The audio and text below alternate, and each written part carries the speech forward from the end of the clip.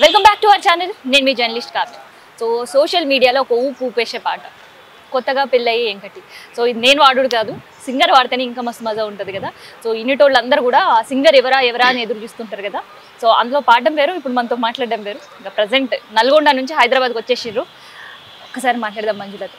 నమస్తే. నమస్కారం అండి. మంచిగా ఉన్నారా? బాగున్నా, మీరు మంచిగా ఉన్నారా? Super, thank you. నల్గొండకి వెళ్ళి హైదరాబాద్ అవును మేడం. ఎట్లా అనిపిస్తుంది? హైదరాబాద్ గురించి చెప్పండి ఫస్ట్.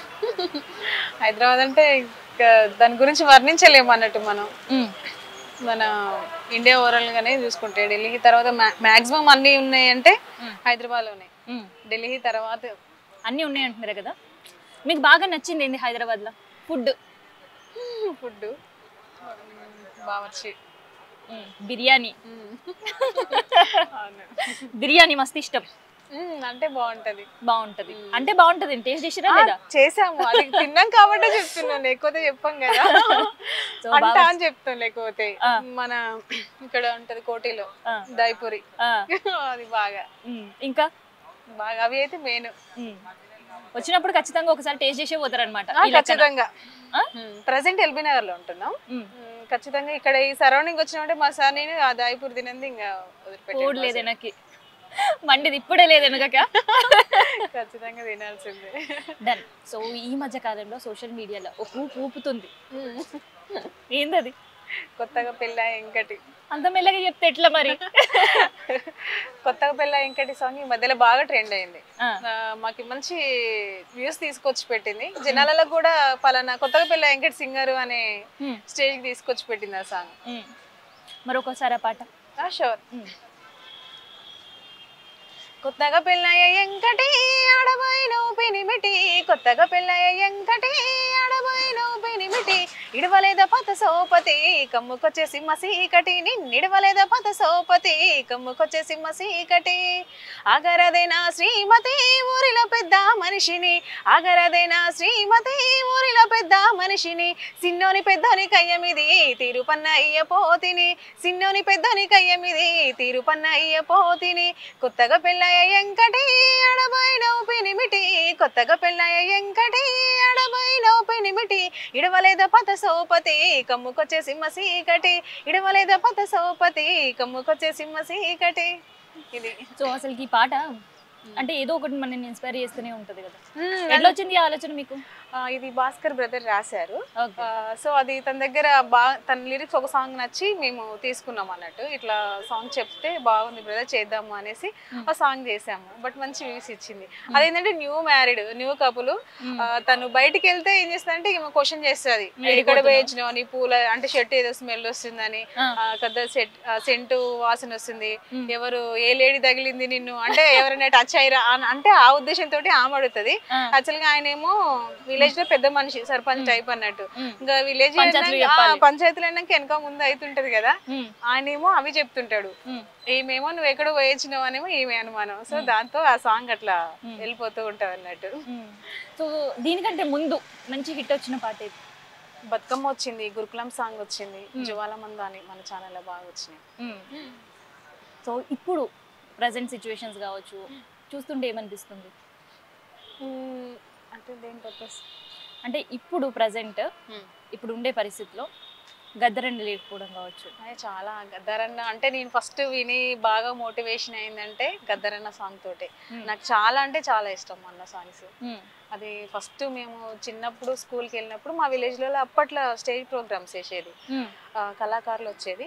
అప్పట్లో ఇట్లా హైట్ మైక్ సెట్లు ఉండేది. అవును, సేమ్ మంచిగా పల్లె వాతావరణంతో వచ్చేది. అట్లా ఒక పాట పాడారు అక్కడ వచ్చిన వాళ్ళు. అది జస్ట్ ఒక్కసారి విని మా ఊళ్ళో ఉన్న వాళ్ళు మాక్సిమం ఏడ్ చేసిరు ఆ పాటకి.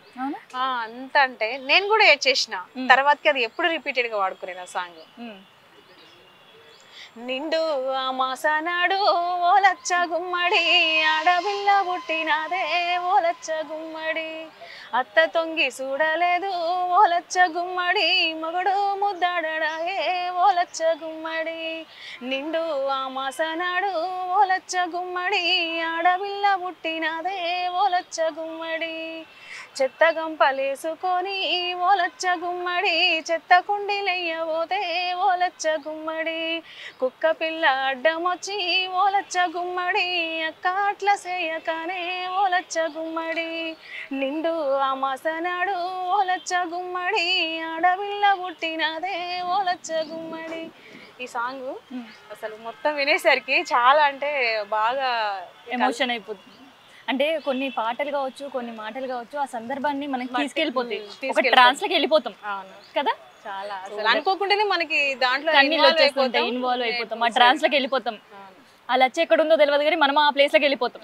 ఆ ఆడబిడ్డ ఎవరో తెలియదు కానీ ఆడబిడ్డ అని మనం ఊహించుకునే పరిస్థితి మన కళ్ళ ముందు జరిగేటట్టు.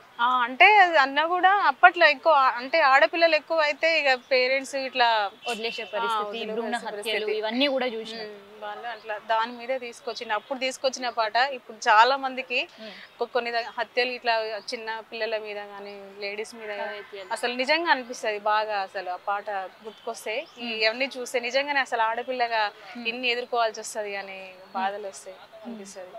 అది ఇప్పటిదాకా బాధగా వచ్చే పాట గురించి చెప్పినాం. మరి ఏదైనా పాట ఇట్లా వినంగానే ఏ బాధలున్నా ఇట్లా మంచిగా ఎగురుతున్నట్టు ఇగో ఇట్లా నవ్వుతున్నట్టు ఏ పాట యాదకొస్తుంది? శనిగసేలది బాగా శనిగసేలనిలా వాడి సేతులియావే సింధూరాల తువాల సేతులియావే సింధూరాల తువాల సేతులియనితో నాకు సెల్లెల్లున్నరో మాయదారి మల్లేశ సెల్లెల్లున్నరో మాయదారి మల్లేశ బంతి తోట్ల నిలవాడి బాసలాడవే సింధూరాల తువాల బాసలాడవే సింధూరాల తువాల బసలాడనితో నాకు బావల్లున్నరో మాయదారి మల్లేశ బావల్లున్నరో మాయదారి మల్లేశ. కరెక్ట్. ఈ పాట స్టార్టింగ్ నుంచి ఎండ్ వరకు కూడా ఎక్కడ స్మైల్ తగ్గదు, సేమ్ అదే లెవెల్ గా. సో ఇప్పుడుండే పరిస్థితులలో ఎవరి సింగర్స్ వాళ్ళు చాలా బిజీగా అయిపోయారు. అంటే ఫైనాన్షియల్ గా కావచ్చు, లేదంటే వాళ్ళు ఛానల్స్ పెట్టరని ఇవన్నీ ఉండే సందర్భంగా వరంగల్ సీనన్న ఊరి మీద పిచ్చి అనాలా, ఊరి మీద ప్రేమ అనాలా, ఊరి మీద గౌరవం అనాలా, ఊరే జీవితం అనాలా, నాకైతే అర్థం కావట్లేదు. ఇట్లా అన్ని చెప్పుకుంటూ పోతుంటే ఏమనాలో కూడా తెలియని పరిస్థితి. అంటే ఒక వర్డ్ కూడా దొరకదేమో నాకైతే, నాకు అట్లా అనిపిస్తుంది, నా పర్సనల్ ఒపీనియన్ అది. సో అట్లాంటిది 25 సంవత్సరాలు ఊర్లు పట్టుకొని తిరగడం ఏంటి అసలు? అంటే అన్న కళాకారులు విలేజ్ కి అంటే వాతావరణానికి అలవాటు పడిపోయి అసలు ఇప్పుడున్న అన్ని మారిపోతున్నాయి కదా. ఈ కల్చర్ సంబంధించి అందరు జనాలంతా పట్టణాలకు రావడం, ప్రతి ఒక్కటి అన్ని మనం మర్చిపోతున్నాం. కనీసం పిల్లలైతే మనమన్నా అంతవరకు చూస్తున్నాం కానీ మన పిల్లలంటే ప్రతిదీ అంటే కనీసం శనగశేన అంటే కూడా తెలియదు. అంటే విలేజ్లలో ఏది ఉన్నా ఆడపడు అంటే వేరే ప్రతి ఒక్కటి. సో అవన్నీ అన్న నిజంగా ఆ పాట తీసుకురావడం వల్ల చాలా అంటే చాలా ప్రతి ఒక్కరికి అది ఒక గిన్నిస్ బుక్ లాగా అయిపోతుంది. అంటే అది చదువుకున్నా కూడా కనీసం అప్పట్లో పలానది అంటే ఇట్లా తెలుస్తుంది, ఇట్లా ఉండేనా, అందుకనే ఈసారి ఇట్లా రాశారని కూడా అట్లనైనా చదువుకొని పిల్లలకి మన విలేజ్ వాతావరణం అనేసి అన్ని తెలిసైన ఉద్దేశంతో రాసి సింగర్లను చాలా మందిని అన్న ఈ 243 మంది సింగర్ని ఎంచుకోవడం అనేది చాలా గొప్ప విషయం. సో ఇప్పటిదాకా మాట్లాడితే పిల్లలు ముచ్చట మాట్లాడారు. పిల్లల ఏం చదువుతారు? పాప బాబు 10th పాప, బాబు 6th.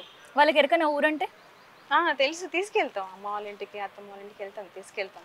కాకపోతే మనకు తెలిసినంతగా వాళ్ళకి తెలియదు, అమ్మ వాళ్ళకి తెలిసినంత మనకు. అంటే మేము అక్కడే పుట్టినాం, వాళ్ళ జీవితం మొత్తం విలేజ్ లోనే గడుపుతున్నారు. కొంతవరకు అంటే మేమంటే ఒక మ్యారేజ్ అయ్యేంత వరకు విలేజ్, తర్వాతకి ఇక్కడికి వచ్చిపోయి ఇప్పుడు పిల్లలైంది మొత్తం స్టార్టింగ్ నుంచి సిటీలోనే. అంటే జనరేషన్ ఎట్లా మారుతుంది. సో వాళ్ళకి ఇది ఒక ఆయుధం అయిపోతుంది పల్లె గురించి, ఈ నూరేళ్ళకి ఏ కాయం అని పిల్లలకి ఇప్పుడు శనగసేన యాప పండు అన్న ఎరకనా తక్కువ. వాళ్ళకి చింతగింజల ఆటలు అనేది తెలియదు మాక్సిమము.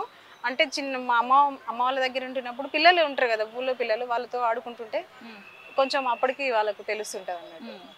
ఇంకా ఈ ఫోన్లు వచ్చి ఈ టీవీలని ఇంకా మొత్తానికి ఆడికి ఎడిక్ట్ అయిపోతుంటారు. మరి ఇట్లా ఎడిక్ట్ అవుతున్నారని ఫ్యూచర్ లో ఏమైనా పాట వినొచ్చా? ఖచ్చితంగా మీ గొంతు నుండి అంటే నేనేం చేసామంటే మా పాప బాబు ఇద్దరు గురుకులనే. వాళ్ళు స్కూలు అంటే హాస్టల్కి వెళ్ళేటప్పుడు మా పాప కానీ బాబు కానీ బాగా ఏడ్చేవాళ్ళు. అంటే మనకంటే అవకాశాలు ఎక్కువ లేవు, సో మీకు చదువుకోవాలి అనేసి పంపిస్తే ఇంకా పిల్లలు హాస్టల్లో ఉండడం అది ఇది అనేసి కొంచెం ఇబ్బంది పడుతుంటారు కదా. సో ఆ సందర్భంలో చదువు గురించి అంటే మీరు చదువుకుంటే ఎట్లా బాగుపడతారు, మేమే కొంతవరకు ఇట్లా ఉన్నాం, మీ అంటే మీరు ఇంకా మంచి పొజిషన్లో ఉండాలి అనేసి చదువు గురించి ఒక పాట తీయడం జరిగింది మా ఛానల్లో. అదేంటంటే అందరినీ అంటే ప్రతి ఒక్కరు ఇన్స్పిరేషన్ మాట మాకైతే అస్సలు వద్దండి, పాటనే చెప్పండి. బాల్యమంతా బానిసయింది, నాకు చదువు లేక బ్రతుకంతా భారమయ్యింది, రాతరాక బంధమేది ధరికి రానంది, చేతి గీత లేక పోటీలోను గెలువలేనంది, కలుబడికి ఒక మాలాగే నీ బ్రతుకు చూడలేమమ్మా, నీలోనే దాగున్న ప్రతిభతి అమ్మ, నిన్ను కన్నయ్యనేలా గర్వపడేలా చదువుకో బిడ్డ, నీ అమ్మ నాన్నలా కష్టాలు తొలగించే కలవైరా బిడ్డ, బస్సు బోర్డు రాకున్న బాధలెన్నో బడిలో చేర్పించాం, గుండె తరిగిపోతున్న గురుకులం పంపించి గురుతు చేసుకుంటాం, బాల్యమంతా బానిసయింది, నాకు చదువు లేక బ్రతుకంతా భారమైంది, ఏ రాతరాక. అయితే ఈ పాట విన్న తర్వాత మిమ్మల్ని ఒక క్వశ్చన్ అడగాలని ఉంది. అమ్మగా వాడినరా ఒక సింగర్ గా వాడినరా, పిల్లలకు అర్థం అయ్యేటట్టు? అమ్మగా వాడిన, ఒక సింగర్ గా వాడిన, అనుభవించిన బాధ కూడా నేనే యాక్టింగ్ చేసి చూపించిన అన్ని ఆ పాటలో. చూపించరా పిల్లలకి ఈ పాట చేసిన తర్వాత? మా బాబు కూడా ఉన్నాడు యాక్టింగ్ లో, ఇంకా మా అన్న కూతుర్ని తీసుకొని యాక్టింగ్ చేసిన. మా పాప హాస్టల్లో ఉంది అప్పుడు, ఇంకా బయటికి అంటే తీసుకురాలేదు అన్నట్టు అట్లా. సో యాజ్ అ సింగర్గా గద్దరన్న గురించి ఒక ఇన్స్పైరింగ్ అన్నారు, కానీ గద్దరన్న పైన ఉండే విమర్శలు ఏమనిపిస్తున్నాయి? కానీ ఇంకా కొన్ని ఎంత మంచి వాళ్ళకైనా కొన్ని దెబ్బలని తగులుతూనే ఉంటాయి. ఇక అది విమర్శించే అంటే వాళ్ళకి అది వదిలేయడం, మనం ఏమనలేము. ఇక మంచిని కూడా ఆస్వాదించకపోతే మనం ఏం చేయలేం కదా, అలాంటి వారికి మనం ఏం చెప్పలేము. ఇక అంటే అది గద్దరన్న అన్నట్ట, కళాకారులను అన్నట్ట? ఎందుకంటే ఆ పరిస్థితిలో కళాకారులు అందరూ ఓన్ చేసుకున్న పరిస్థితి. అవును, వాస్తవమేనా నేను అన్నది? ఆ విమర్శలు కళాకారులు ఓన్ చేసుకుంటున్నారు, అంతే కదా. కళాకారులు అంటే ఇప్పుడు మా కళాకారులని, తోటి కళాకారులని ఎవరికైనా చిన్న జరిగినా కూడా ప్రతి అది ఇంకా గద్దరన్న అంటే ఎవరు ఒప్పుకోరు కదా. సో ఇది సింగర్ మంజులతో స్పెషల్ ఇంటర్వ్యూ. Thank you.